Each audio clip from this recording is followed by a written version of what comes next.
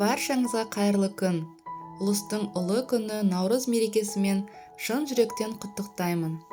Бүгінгі мейрамға орай сіздермен Наурыз көженің рецептісімен бөліскім келеді.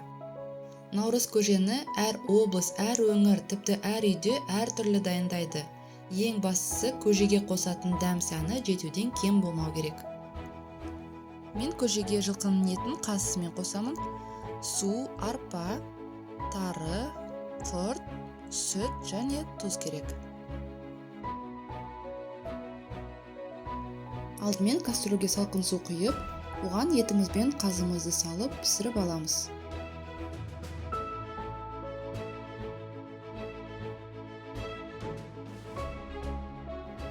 Су қайнаған соң көбігін алып, температурасын азайтып, татымына қарай тұз салып, баяу отта 2-2,5 сағат етіміз толық піскенше пісіреміз. Ет піскеннен кейін етін алып, сорпаны сүзіп аламыз. Сонда сорпа мөп-мөлдір болады.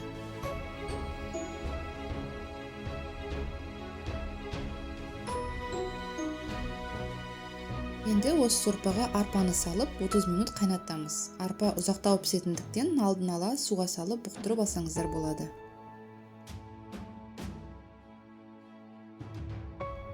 Біздің арпа қайнады, енді тары саламыз. Тары тез піседі, шамамен 5-7 минут.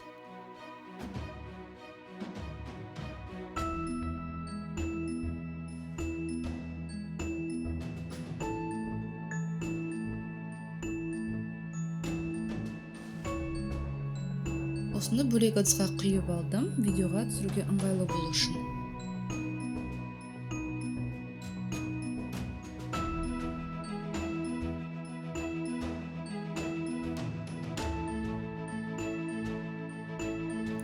Содан соң біздің көжемізге етімізді қосамыз.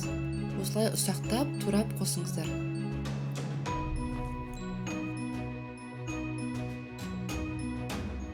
Енді құртымызды саламыз. Осындай қайнатылған құрт болғаны дұрыс. Егер қатты болса, онда алдын ала сорпаға немесе суға ертіп алсаңыздар болады. Құртты міндетті түрде қосыңыздар, әдемі қышқылдан береді.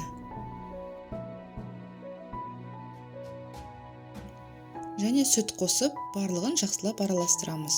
Сүттің орнына айран қоссаңыздар да болады. Міне көжеміз дайын. Ыстық күйінде де, салқын күйінде ішсеңіз де өте керемет.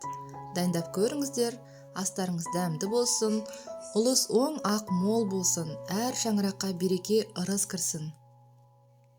Видеоны соңына дейін қарағандарыңызға рахмет. Ұнаса каналыма тіркелуді ұмытпаңыздар. Сіздермен болған Гаухар.